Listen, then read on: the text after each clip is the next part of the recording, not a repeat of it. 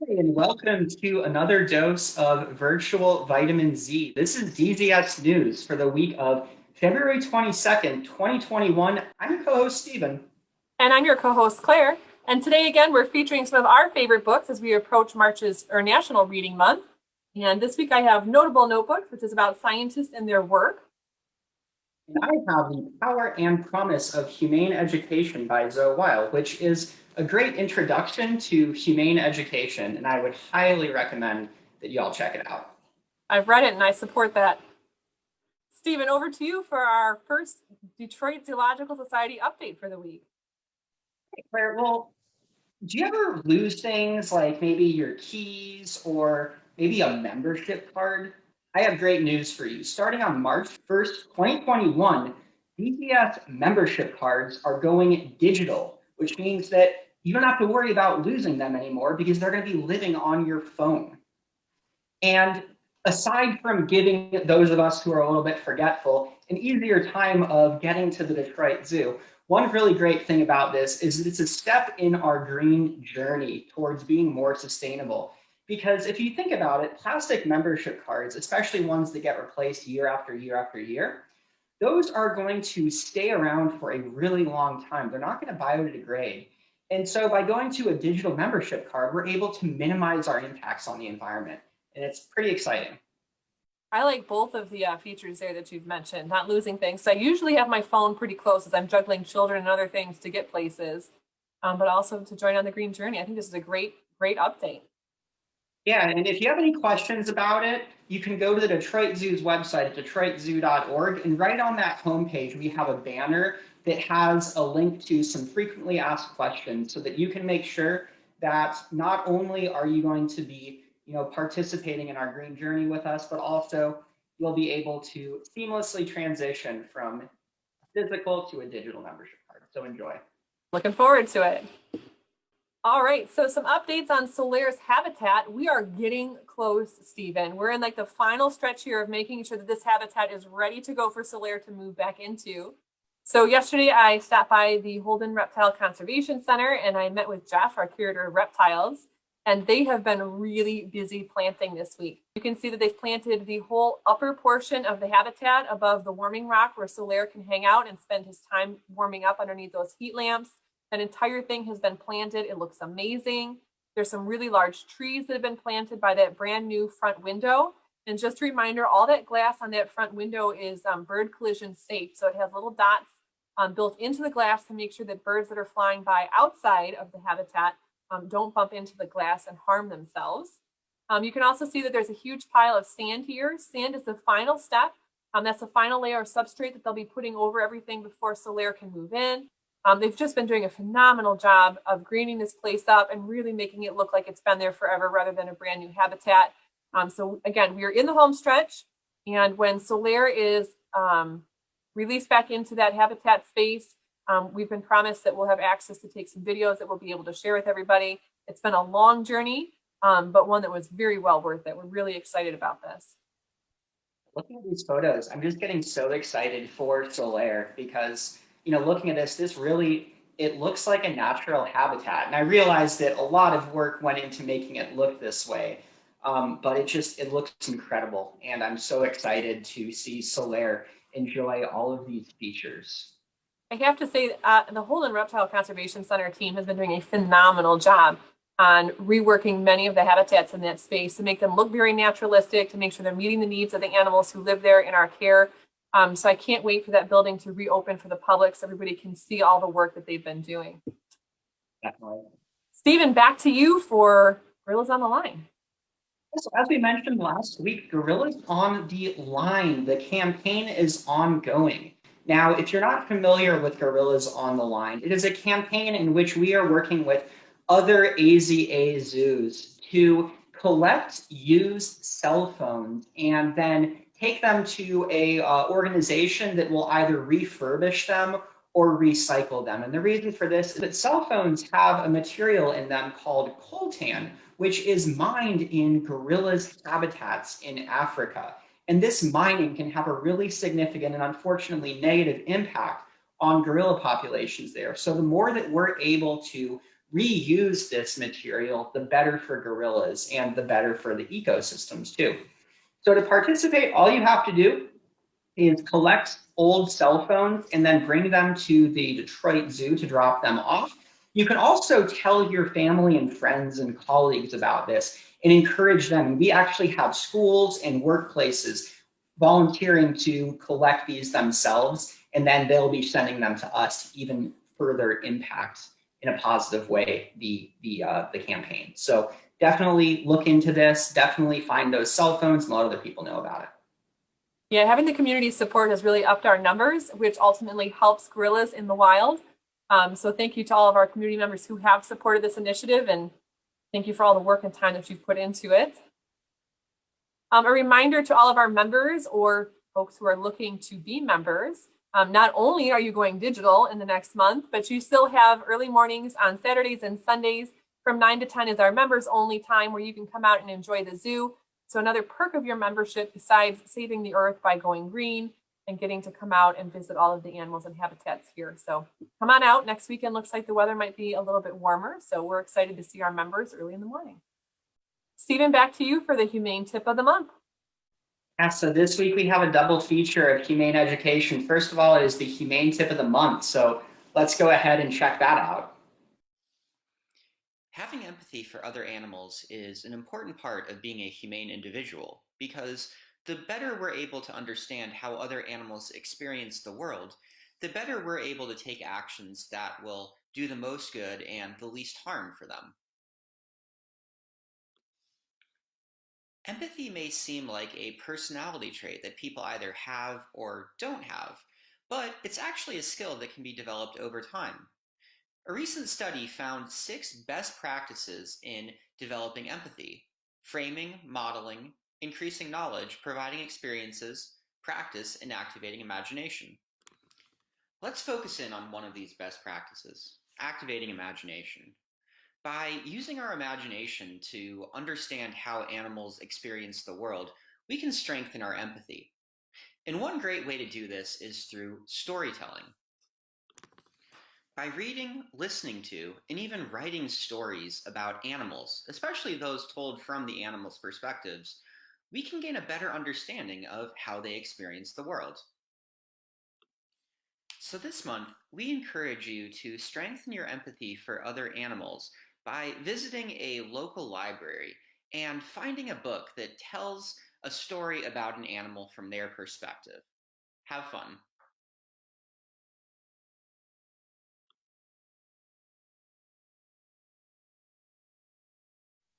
And then, as I said, this is a double feature this week. So not only do we have the Humane Tip of the Month, but we also have the Animal Cam Plays of the Month, which again might seem like it's just being fun and silly. But one of the other things that this does is it really highlights how amazing some of these individual animals are, gives us a chance to really closely observe them and their behaviors and build our senses of reverence and empathy for them. So let's roll that footage too.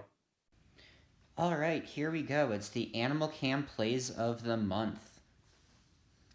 Starting off at number 3, a viewer submitted this and wasn't quite sure what was going on. Well, this is obviously bison dancing. Dakota and Tatanka, the 2 American bison who live at the Detroit Zoo, are doing a great job of showing their footwork. Moving on to number 2, we have macaque tree climbing. Now pay attention to the bottom right corner of your screen. You'll see June, a young Japanese macaque, getting ready to climb this tree at the center. And watch how quickly and adeptly she's able to get up those branches. It's just truly incredible to spend some time observing these animals and see some of their amazing natural capabilities. And moving on to number 1. Number 1, we have lion cub pouncing with Binti the lion cub. Now look at that pounce. And what I really appreciate about this is how she's able to do such excellent pouncing while still keeping this stick in her mouth. Excellent job, Binti. That is well deserving of number 1. All right, Claire, back to you for the feature story. So last week we challenged you all for the snow sculpture challenge to go outside and create something in the snow. And we have a couple submissions here. Actually, this first one is one that I did with my daughters. That morning we were reading some news articles and we were reading about all of the green sea turtles down in Texas.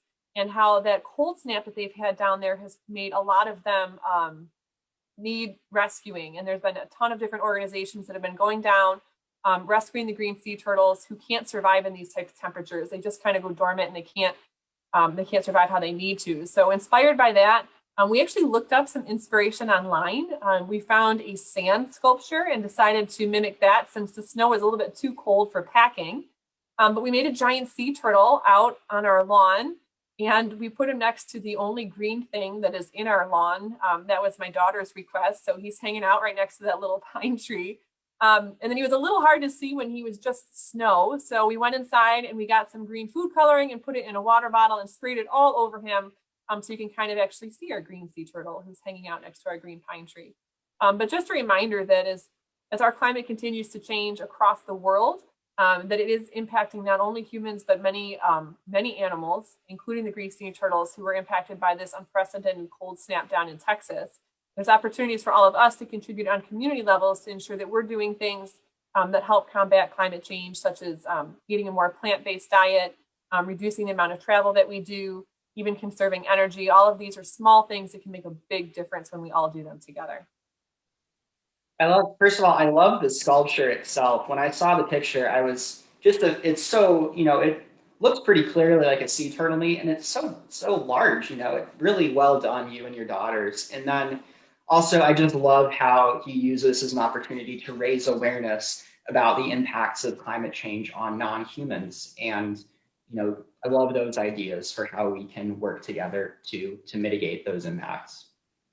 So I also created a submission, and earlier last week, when we got a lot of snow and I was shoveling my sidewalk and driveway, I was creating this very large mountain of snow. And I had this thought of, what would this, I know it just is a pile of snow to me, but what might this look like to another animal like a mouse or a squirrel? And I realized, wow, like this, it's a lot bigger from their perspective. And so I decided to play with this idea of perspective and turn that mountain of snow next to my sidewalk into a mountain that some different little wooden creatures were able to play on and go sledding on and climbing on and things like that.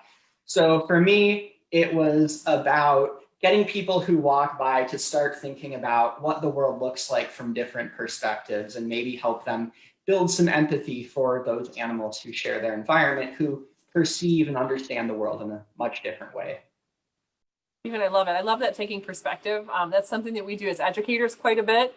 And something we do at the zoo a lot too, is we're taking folks around and kind of like showing them different habitats. Oftentimes we have to get down on their level, especially if they're young children, to see exactly what they're seeing as we're pointing things out. So I think that perspective taking is a really important tool, especially as you're building empathy for other living beings. So Stephen, I think we deserve a high five here for these awesome snow sculptures. Let's do it.